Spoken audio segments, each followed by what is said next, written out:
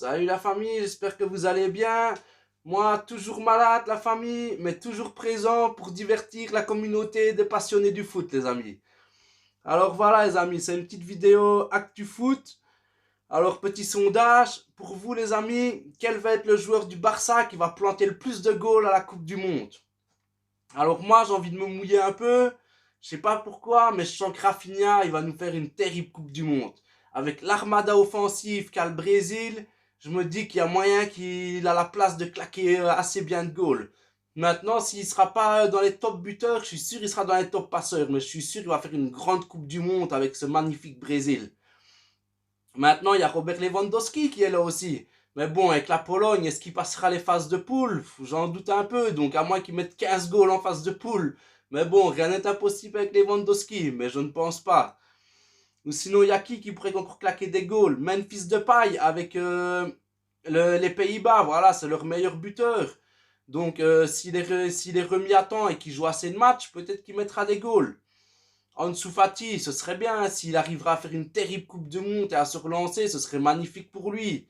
Et un autre qu'on pense peut-être pas beaucoup les amis, mais qui est avec le Maroc, il peut faire du sale, c'est Abdé les amis, hein, parce que le petit Marocain là, il est super fort et le Maroc c'est le mini Brésil à la famille.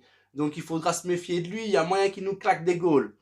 Maintenant on verra, mais moi je mets une petite pièce sur Rafinha, sur tous les joueurs du Barça qui claqueraient le plus de goals. Sinon les amis, là on a selon vous, qui seront les prochains capitaines du Barça, les quatre, pour remplacer les actuels? Remplacer les Roberto, les Sergio Busquets, les Piqué et les Alba.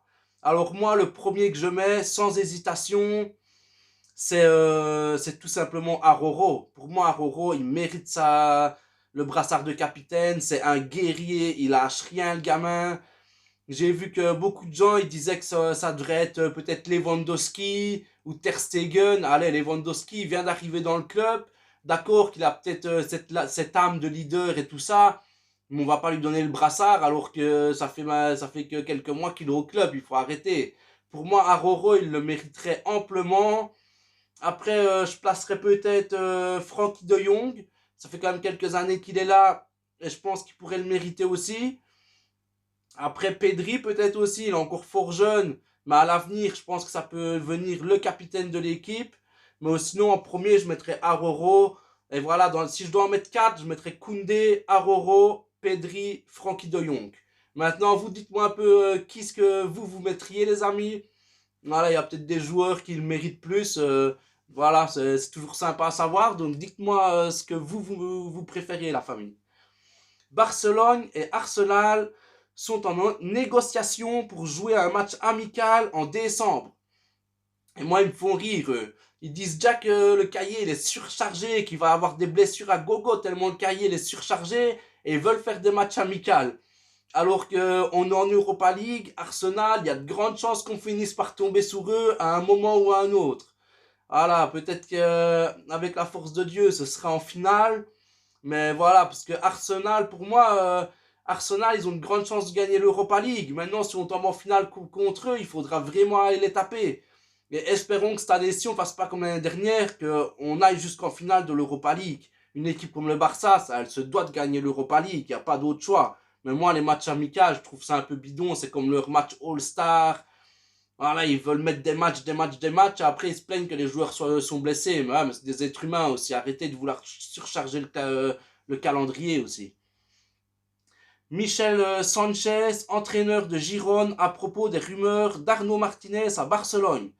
C'est un compliment pour le gamin, mais j'espère qu'il passera plus de temps avec nous. C'est bien d'en parler, mais il doit continuer à s'améliorer avec les pieds sur terre. Mais ouais, le petit Martinez, là, voilà, il a l'air assez performant, les amis. Hein. Et voilà, ce petit-là, il est quand même déjà passé par la Masia, donc ça pourrait être cool de le faire revenir. Hein. Voilà, il est encore très jeune, donc je pense que et quand je vois comme il joue, voilà, c'est un bon latéral. Hein, il se projette beaucoup, il donne de très bons ballons. Alors lui, c'est un tacleur fou, il met des tacles de malade et il récupère beaucoup de ballons et il n'a pas peur de faire la faute un peu roublard comme ça, voilà, importante. Donc moi, je me dis, c'est pas une mauvaise idée de le faire venir, mais peut-être encore le laisser 1 an ou 2 en prêt et aller chercher un vrai latéral droit style Dalot, quoi. Voilà, un patron à ce poste-là, quoi. Les clubs ayant le pourcentage de victoires le plus élevé dans le football de ligue, top 5 des ligues dans les matchs joués en 2022. Mais là, les amis, avec 76,47%, ben, on est en tête, hein.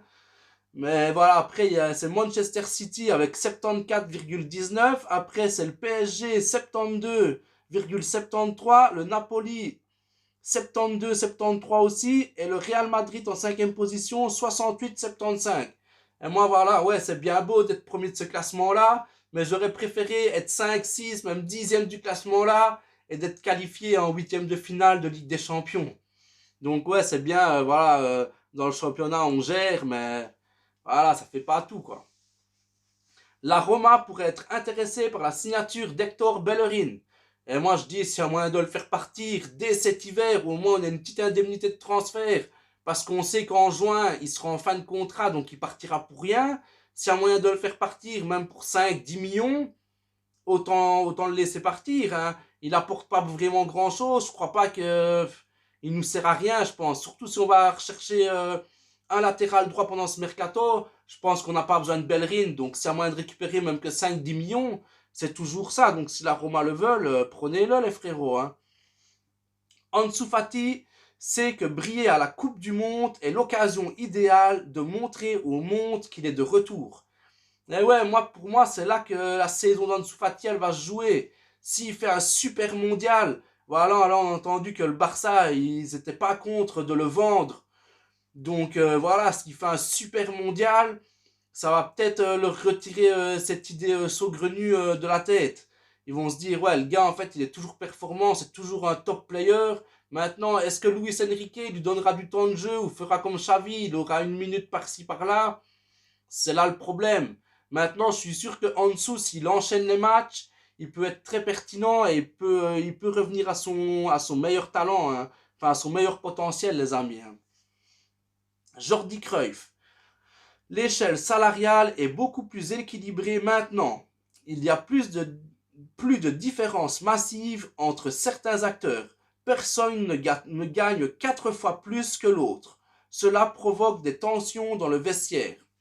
Ah ouais, ça c'est sûr que c'est mieux que voilà que les salaires ils sont pas trop différents de certains joueurs. Ça c'est plutôt une bonne politique. Mais genre si vous voulez attirer les meilleurs joueurs mondiaux, ils vont pas venir avec des salaires de 10 millions quoi.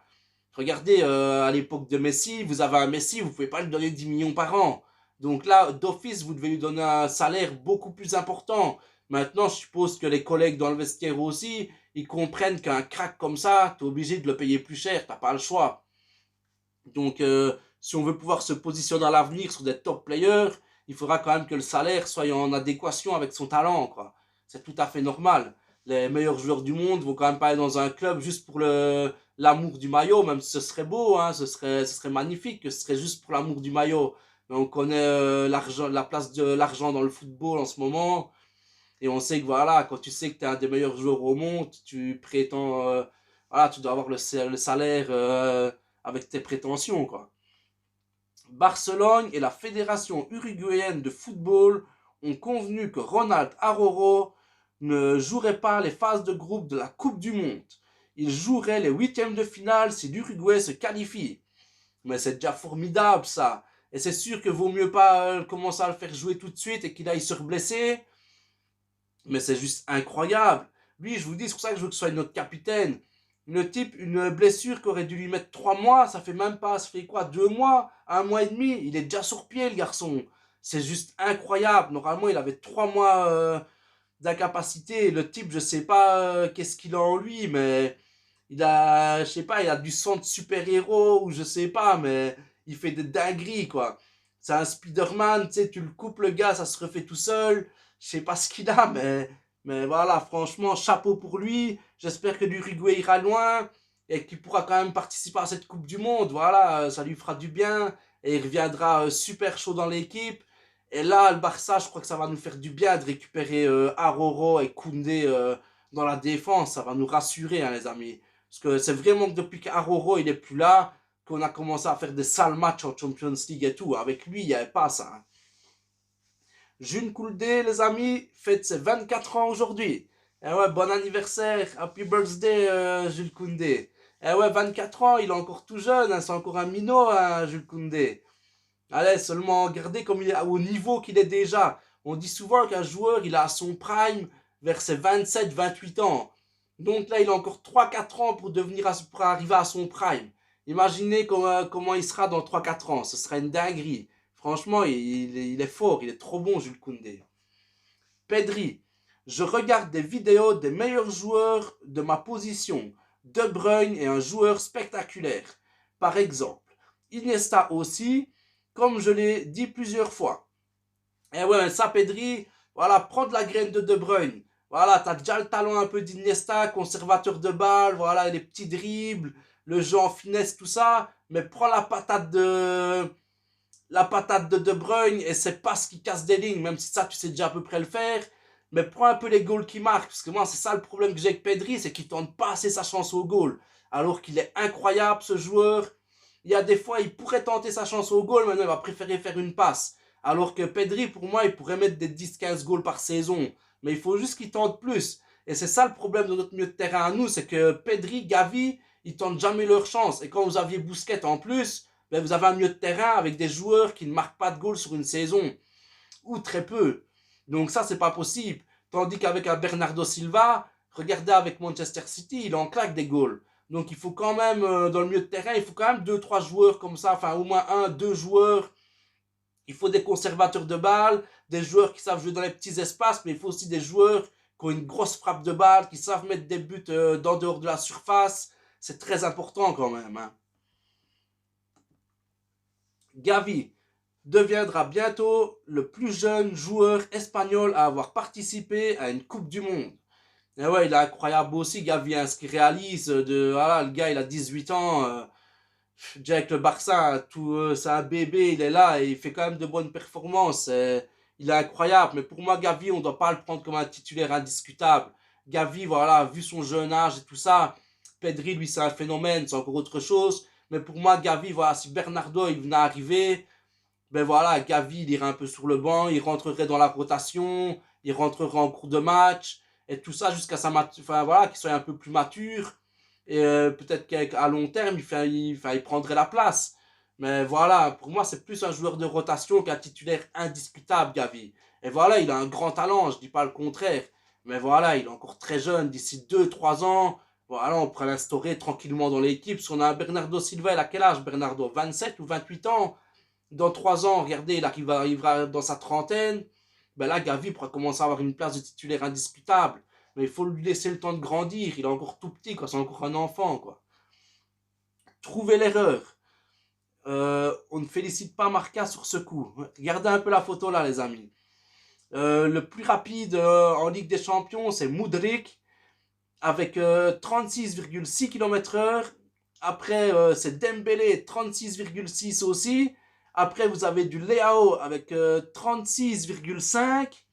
Valverde, 36,3. Tavares, 36,2. Davis, 36,2 aussi. Et voilà, regardez tous les joueurs. Et il y en a un qui manque là-dedans, un des plus rapides pour moi en ce moment. Je sais pas où il est parti. À mon avis, il n'a pas tapé une seule pointe durant la Ligue des Champions. À mon avis, il reste tellement devant à attendre les ballons qu'il ne sait même plus partir en profondeur. C'est Kylian Mbappé. Kylian Mbappé, jusqu'ici, c'est une des plus grosses pointes de vitesse de tous les joueurs réunis. Hein. Et il est même pas dans la photo là. Donc c'est peut-être aussi son rôle de l'avoir mis plus en pointe au PSG que ce qu'on le mettait sur le côté. Ben, il avait plus facile à partir en profondeur et on le lançait de plus loin. Donc il avait plus le temps de voilà d'accélérer et de voilà que sa vitesse augmente. Que là quand tu es en pointe, quand on le lance, voilà, il est déjà vite proche des cages. Donc à mon avis, c'est pas prendre autant de vitesse. C'est surtout ça l'enroule quoi. Et voilà les amis, j'ai fini avec cette vidéo Actu Barça. J'espère que vous l'avez apprécié la famille. Prenez tous soin de vous et des gens que vous aimez. Ciao ciao les amis.